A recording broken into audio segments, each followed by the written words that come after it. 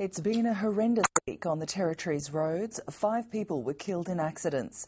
The Territory's road toll so far this year stands at 27, and many of the deaths have been on remote roads.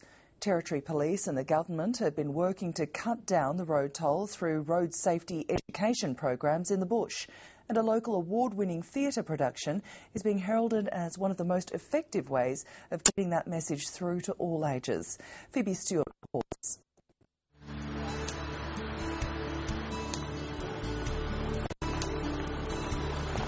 The drive from Carl's Crossing on the edge of Kakadu National Park to the community of Owenpelly in Arnhem Land is one of the most picturesque in the Territory.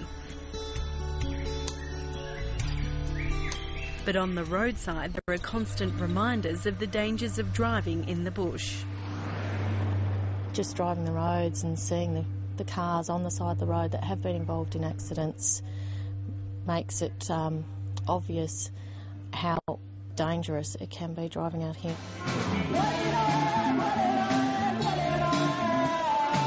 Today in Owenpelly, a local band is warming up the audience for the main attraction, a play about road safety. Whenever I ask you to drive me anywhere, you're always too busy. Mum, come on, let me borrow the car.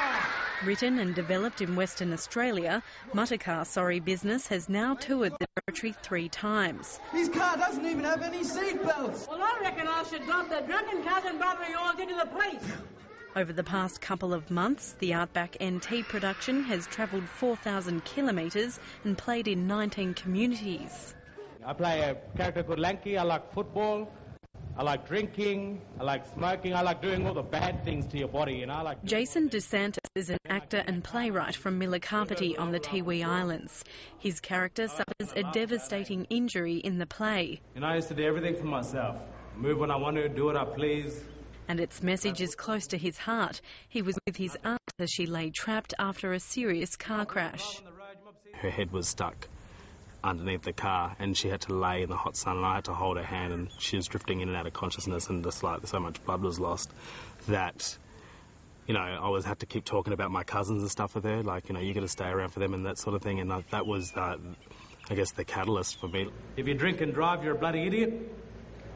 Well, that's me. Don't let it happen to you, my babe. When you drink and you drive, whether you cause somebody a death, somebody out in the community, you might run someone over, or you might cause a death to yourself, so you might end up in a coffin. Lorraine Jones has been an Aboriginal community police officer for 15 years and is touring with the production.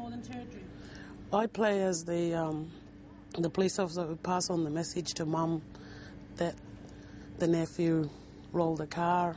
When I see them cops coming, I give them mob in the back a sign. Poof, poof, and they just poof, duck down. It's a case of life imitating art.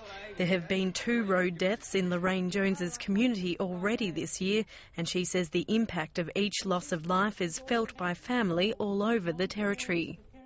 If somebody dies in a car accident at Timber Creek, it affects people in Katherine, Yarralin, Wayville, and Lajamano, or, you know, over to the Western Australia, to Kununurra or Port Pitt. One of the questions that we ask at the end of the show is how many of you know family who has been involved in a motor vehicle accident or somebody who has died in your family on the road. And when you see the hands go up, like in such a small group of people, it's like far out, hey, you know, it's happening a lot. For instance, when we went to Kalkaringi, Dagaragu, they have a saying there that the road is eating up their people.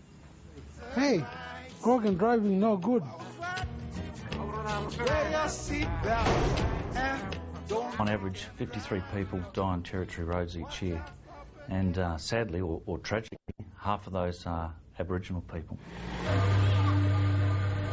3/4 of deaths occur on rural or remote roads, and the government wants to target the key risk factors. Alcohol, not wearing of seatbelts, travelling a long distances. Often the accident will involve a single vehicle rollover where cars ran off the road, and this has resulted in serious injuries and often death.